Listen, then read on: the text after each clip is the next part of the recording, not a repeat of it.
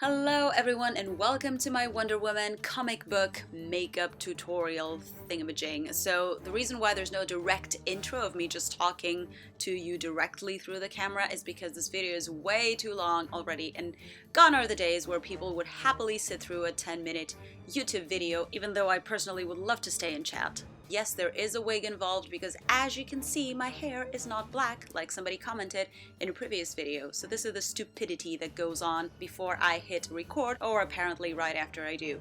ILLAMASQUA Skin Base is my foundation of choice because it's very high coverage and I'm taking it all over my face and neck. So just a heads up, there will be parts during the video where I'm just going to let you enjoy the music without me talking incessantly over it.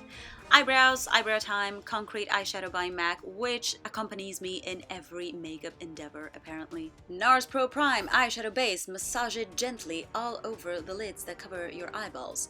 And next I'm going in with my contour palette by NYX for the eyes and the rest of the face. So this is a cream colored matte eyeshadow all over the lid, and I'm doing my lid contouring with the darkest brown in my contour palette. I'm taking the same right underneath the eye and on the sides of the bridge of the nose and inside the little dip in the cupid's bow and underneath the lips, and a ton of it under my cheekbones because we're going to go very heavy with our contour and highlight. And kids, don't wear this out. Reserve it for Halloween. Instagram makeup is not for every day. By the way, this is a stupid step. The forehead contouring, don't do it.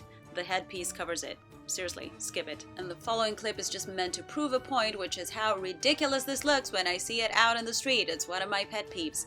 Anyway, moving on with our very dramatic contour because it actually serves a purpose here, since we're going for a more theatrical / Halloween / comic book look, and it needs its shading. Underneath it's black lines and above it's black lines. I'm not sure any of this makes sense before you see what I'm talking about, but you're going to extend your contour all the way down to your neck and to your chest and wherever else you wish to take your body painting. Next I'm going in with my NYX concealer palette and I'm picking the lightest shade and I'm just highlighting again as ridiculously exaggeratedly as possible, just like I did with my contour. So you're going to take this on all the high points of the face and the chest and the neck, such as the bridge of the nose, the forehead, the under eye area, the cupid's bow, the chin, the collarbone, and needless to say, underneath the brow on the arch, so on the brow bone itself, using a brush for more detailed work, but you can always blend it out with your finger or with a brush if you're fancy. I ain't that fancy. I shall now take a short break from talking and let you watch in peace where I apply the rest of my highlight.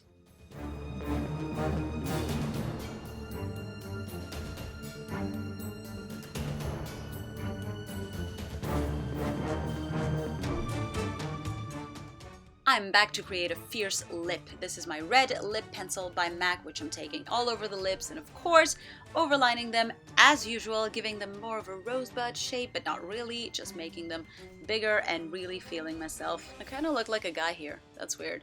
MAC Salsa Rose blush all over my cheeks. And then we're going to go on and create these black lines that I was talking about earlier, which is really what is going to give that comic book effect to the entirety of our look. So I'm starting by slightly contouring my socket line and my brow bone and doing little flicks here and there. But before I move on any further, we are going in with our MAC Fascinating Eye Kohl, which is just a white eye pencil, and just whitening up our waterline. I just like to interrupt what I've started doing to do a different step.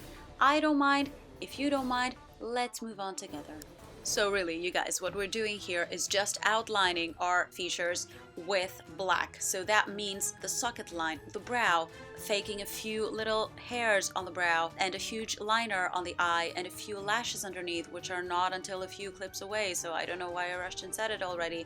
Yes, there they are. So yes, we're back on track. Cupid's bow around the nostrils, on the nose, on the lips. We are trying to give that cartoon effect, which means there are very stark outlines. I'm gonna go all sciencey on you now. Very stark outlines surrounding mainly primary colors. Okay, not just primary colors, they're allowed to surround purple, for example, with the purpose of contrast without any particular shading. Speaking of shading, the only shading I'm doing is creating just black lines, a little bit of cross-hatching, if that's what you want to call it.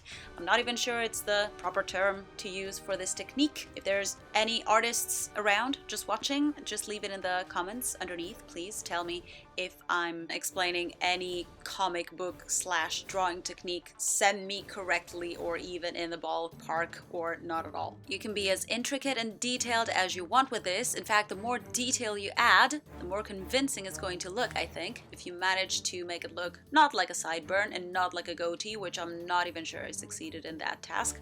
So I'm outlining everything there is to outline and even adding some more outlines just for good measure because Wonder Woman is supposed to look angry or fierce anyway. She's tough. She's a tough cookie. She's not some smiley princess who's going to be looking all smooth and Botoxy.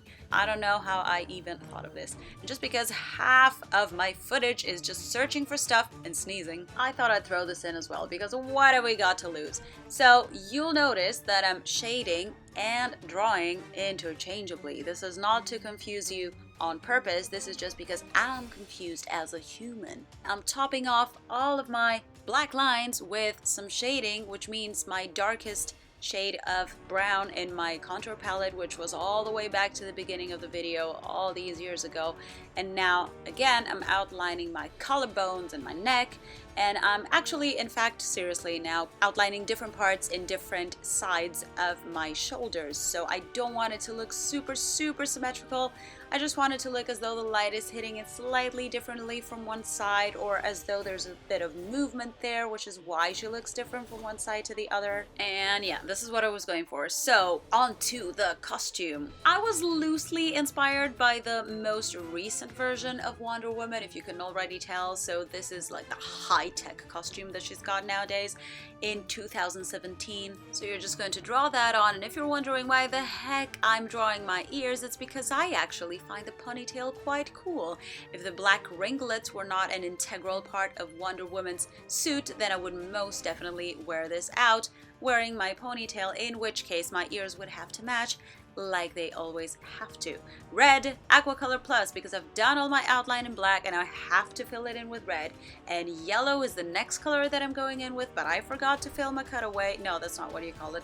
I forgot to film me holding it up at the camera and just pointing it at you and showing it to you. So yellow is the next thing I'm going in with. And you know how I said before that there's not supposed to be much shading with eyeshadow, or not shading at all when you're doing a cartoon look or something like this? Did I even say this? I'm not even sure. Well, forget it.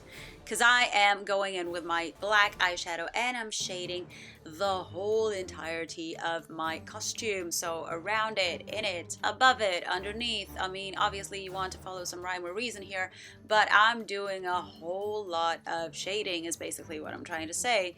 And this gives much more depth and dimension and plasticity and everything to this whole entire look, and these are basically terms that I love using and abusing at times. So the bad news is that you will have to go over your outlines again just to make them more neat, and I'm doing this with the same black aqua color that I used to outline them in the first place. And next, because I don't really want to go in with white aqua color because I feel that it doesn't come out too strong, I'm changing between two white liquid liners just because I ran out of the first one in the middle of doing this. So you realistically only need the one. And I'm adding a ton of highlights on all the high points of the face. So this is going to be pretty much your last step, and that completes your Wonder Woman look. So do let me know actually whether you prefer the honey-ish, brown-ish hair or the black hair. Which one would you go for? Obviously, if you recreate this costume, I would love to see a picture of it. So tag me on Instagram or find a way to show me. We are all connected. So again, don't forget to subscribe and like and share and write me pretty comments because I always love reading them. As always, thank you so much for watching, and I'll see you in my next video. Bye!